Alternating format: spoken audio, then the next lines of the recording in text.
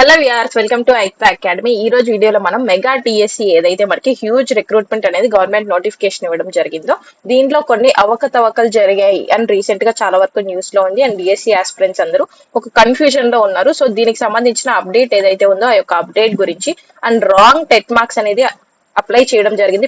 చాలా మంది aspirants apply చేసి ఎగ్జామ్ కూడా రాశారు. వీళ్ళకి హైయెస్ట్ మార్క్స్ కూడా వచ్చాయి అని ఒక అలిగేషన్ ఉంది. దీని గురించి ఉన్నటువంటి న్యూస్, అలాగే గవర్నమెంట్ నెక్స్ట్ ఏం స్టెప్స్ తీసుకుంటుంది దీనికి సంబంధించి, అలాగే ఫైనల్ రిజల్ట్స్ ఎప్పుడు వస్తాయి అండ్ పోస్టింగ్ అనేది ఎప్పుడు ఉంటుంది అనే డీటెయిల్స్ అనేది ఈ రోజు వీడియోలో మనం చూద్దాం. సో ఇది ఎప్పుడు బయటకు వచ్చింది, మనకి ఈ యొక్క న్యూస్ ఆర్టికల్ అనేది న్యూస్ పేపర్ లోనే కూడా పబ్లిష్ చేయడం జరిగింది. లైక్ ఎంతమంది రాశారు, మొత్తం అందరూ ఎవరైతే రాశారో వీళ్ళు టెట్ లేకుండానే డిఎస్సి రాయడం జరిగింది. 2000 మెంబర్స్ ఇలా రాశారు.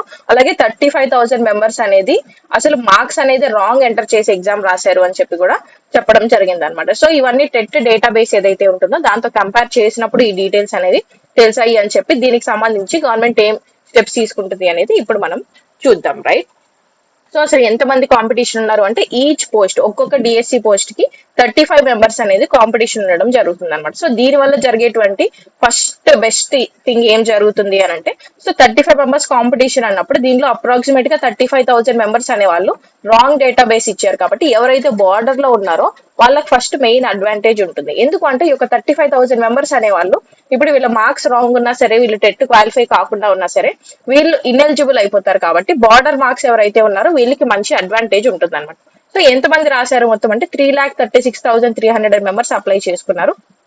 సో దీన్ని బేస్ చేసుకుని ఉన్న అటెండెన్స్ ప్రకారం ఒక్కో పోస్ట్ కి 35 మెంబర్స్ అనే వాళ్ళు కాంపిటీషన్ ఉండడం జరిగింది. ఇందులో 1.31 lakh పీపుల్ వచ్చేసి మెన్ ఉన్నారు. అలాగే 2.03 lakh పీపుల్ వచ్చేసి ఉమెన్ క్యాండిడేట్స్ ఉన్నారనమాట. రైట్, మరి కమింగ్ టు ద ఇష్యూ, అసలు ఏంటి జరిగిన ఇష్యూ అని అంటే, టెట్ ఉంటేనే మనకి డిఎస్సి అనేది మనం ఎగ్జామ్ రాయాలి. ఇది డిఎస్సి ఆస్పిరెంట్స్ అందరికీ తెలిసిందే అనమాట. బట్ ఇక్కడ ఏం జరిగింది అంటే, మొన్న జరిగినటువంటి ఎగ్జామ్ లో టెట్ అనేది క్వాలిఫై అవ్వకుండానే 2000 మెంబర్స్ అనే వాళ్ళు ఎగ్జామ్ అనేది రాయడం జరిగింది.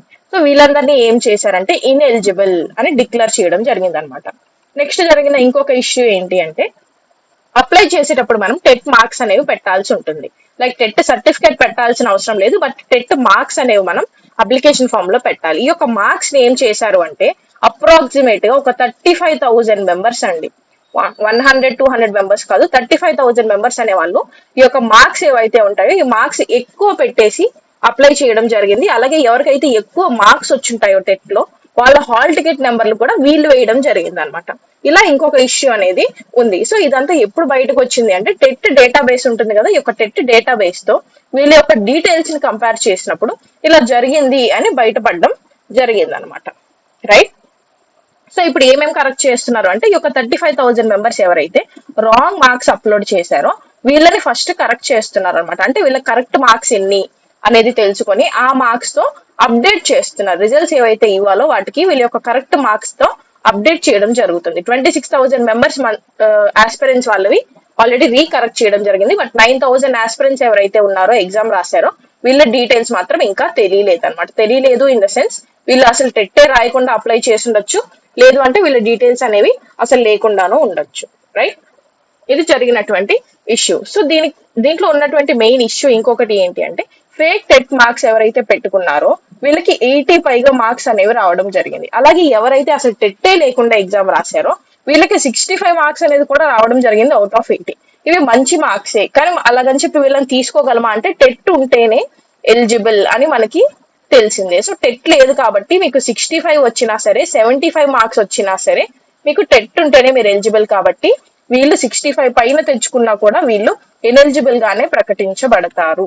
Right, and then coming to the steps, మరి మన గవర్నమెంట్ దీనికి సంబంధించి ఆస్పిరెంట్స్ మైండ్ లో పెట్టుకొని ఎలాంటి స్టెప్స్ తీసుకుంటుంది, ఈ యొక్క వచ్చిన అపోహలన్నీ క్లియర్ చేయడానికి ఏం స్టెప్స్ తీసుకుంటుంది అని అంటే, మాన్యువల్ వెరిఫికేషన్ అనేది చేస్తుంది అనమాట. అంటే ఇన్ పర్సన్ మనం వెళ్ళి ఇప్పుడు ఈ యొక్క డాక్యుమెంట్స్ ఏవైతే టెట్ ఉంటాయో వీటిని మనం వెరిఫై చేయించుకోవాలి.